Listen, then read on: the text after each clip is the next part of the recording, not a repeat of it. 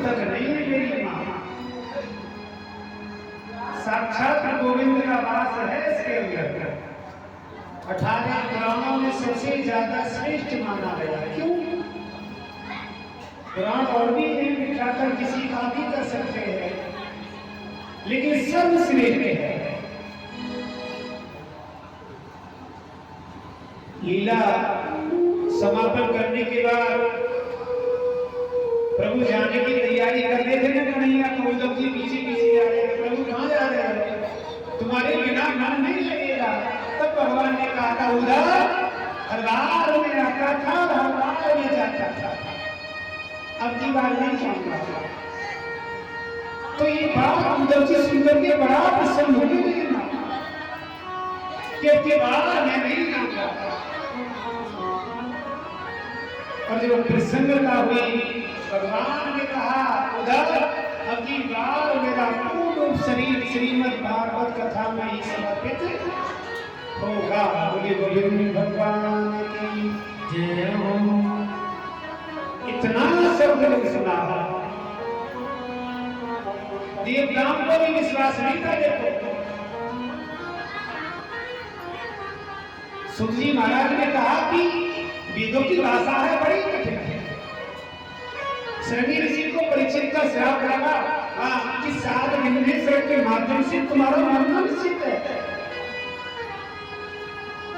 और ये सब कुछ जानकर के कि मरना पड़ेगा 7 दिन बाद, केवल कल्याण हुआ श्रीमद् भागवत कथा को सुन करके। बोली बोली भगवान की जय हो।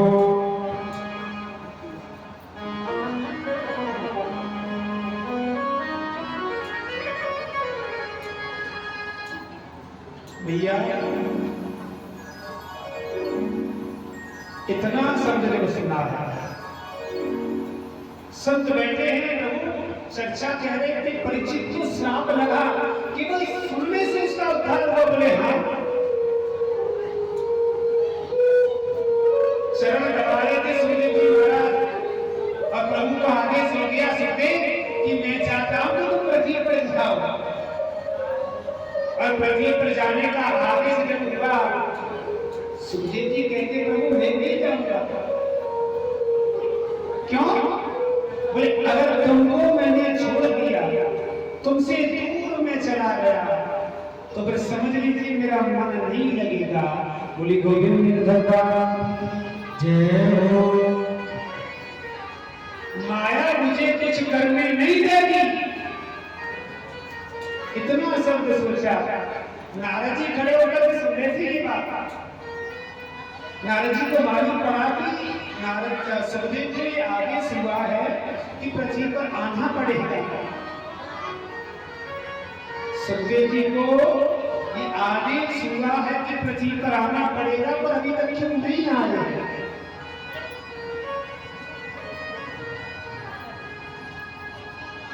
बड़ी याद आए कथा में पढ़ता देखते बैठे कहाँ बात ज्यादा होगी। अरे ये बड़ा सुनिशान है, जहां मिले वहीं बैठ जाओ भैया। अब सुखदेव जी को प्रभु का आदेश हुआ कि पृथ्वी तल पर जाओ, प्रचार करो धर्म का। नारद जी सुन रहे थे। अब नारद जी मन में विचार कर रहे कि कितना समय है रहो, अभी तक नहीं आ पाए। भ्रमण करते करते पहुंचे कैलाश पर्वत की ओर। बड़ा प्यारा प्रसंग है, ध्यान से सुनिएगा। कैलाश पर्वत की ओर जाकर के जब देखा मैया पार्वती बैठी हुई है, नारद जी पहुंच के प्रणाम मैया।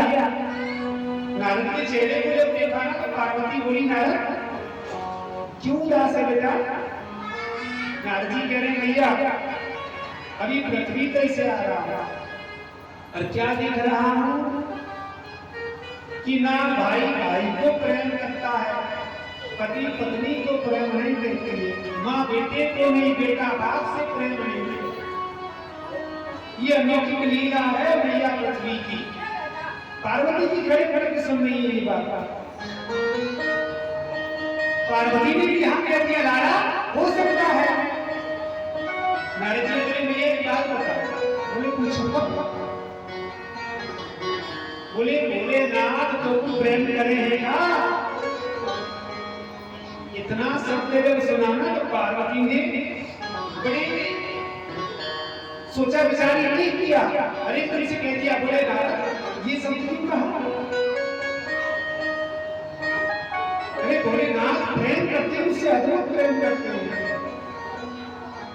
तो नारद जी कह रहे भैया अगर प्रेम करते हैं तो फिर सारी बात तो मालूम होगी। बता पार्वती होगी हाँ मालूम है।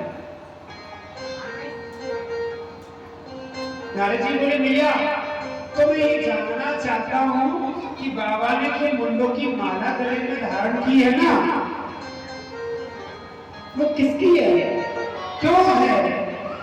अब पार्वती को मेरी माँ मालूम हो तो बताइए।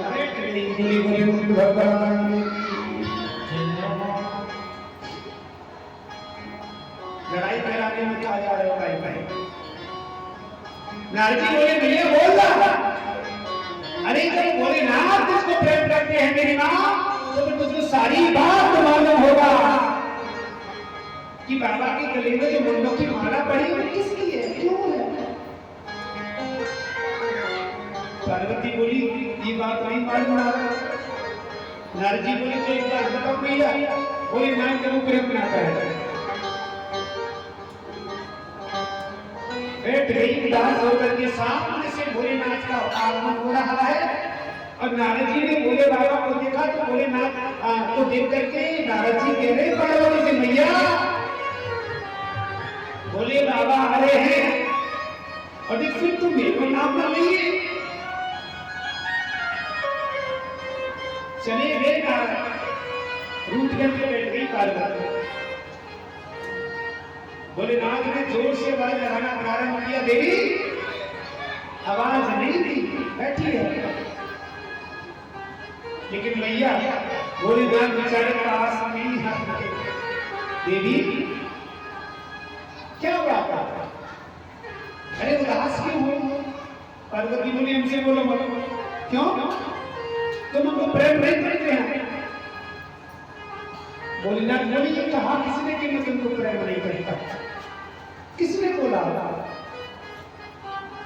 बोले बाबा अगर प्रेम करते हो तो तुम सारी बात मुझे बताते बस बताते कहाँ हो। भोलेनाथ बोले तेरी मैंने छुपाया तुमसे क्या है। बोले छुपाया ये कि माला गले में धारण नहीं घूमते रहते ये क्यों करते हो कारण क्या है और ये माला किसकी है। भोलेनाथ बोले गोविंद भगवान की जय हो।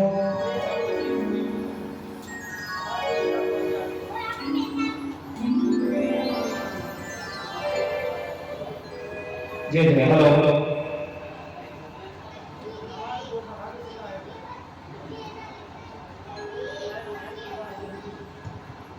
बोली गोविंद भगवान की जय हो। इतना शब्द जब सुना है कि बाबा ये माला गले में धारण किए हुए घूमते हो ये है किसकी। आज तक नहीं बताया इसके बारे में। तो भोलेनाथ कह रहे देवी नारद तो ना आए हाँ समझ गए बोलेनाथ कि ये कार्य केवल नारद के सिवा कोई कर नहीं सकता है। पार्वती बोली बाबा यहाँ कोई नहीं आया और आप मुझसे प्रेम भी नहीं करते हो। देवी अगर प्रेम की बात तो सुनना चाहे तो सोचो।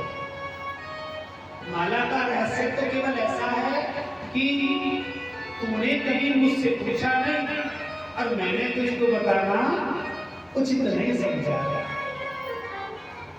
ये मुंड तो देख रही मेरे गले में ये तेरे ही मुंड है। जब जब तेरा मरण हुआ मैंने तुझको अपने अंदर धारण किया। बोले भगवान की जय हो।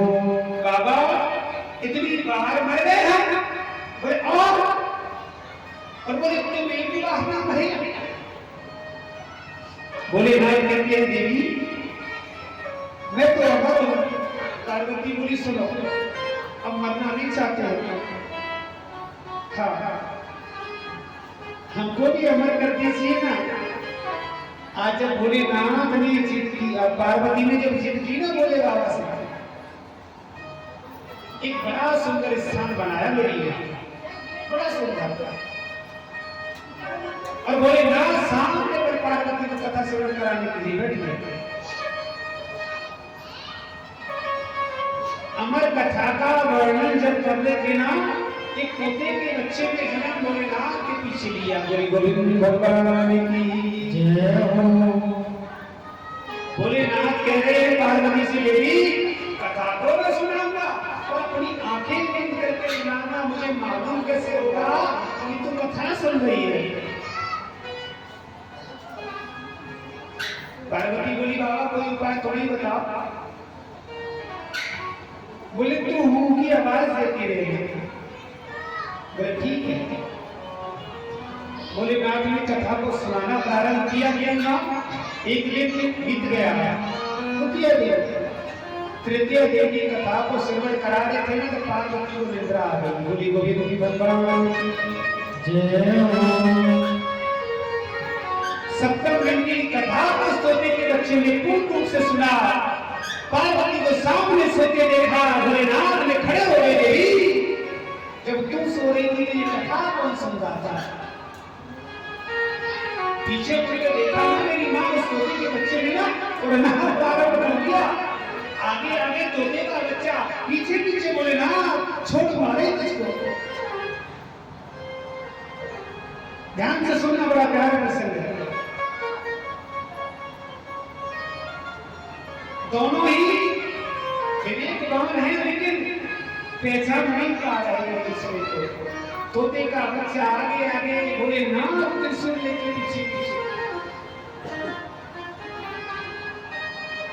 महर्षि के दरवाजे पर जाकर भी जब देखा, दृष्टि पड़ी तोते के बच्चे की।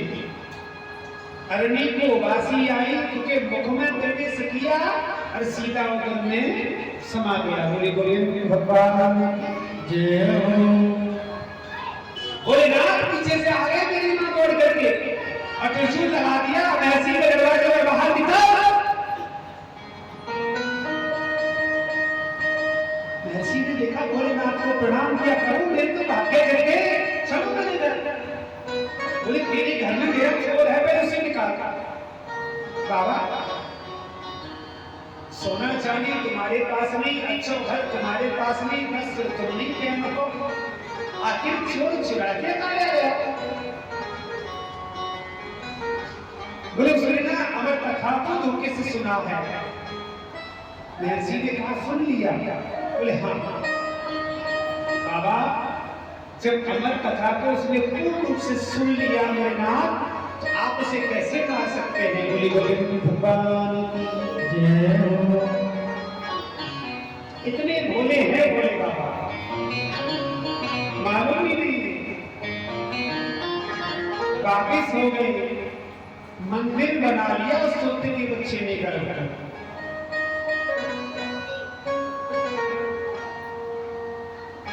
बोले नाथ जब गए थे तो महर्षि से कहते रहते, महर्षि जब भी इसका जन्म होना तो मुझे सूचित करना।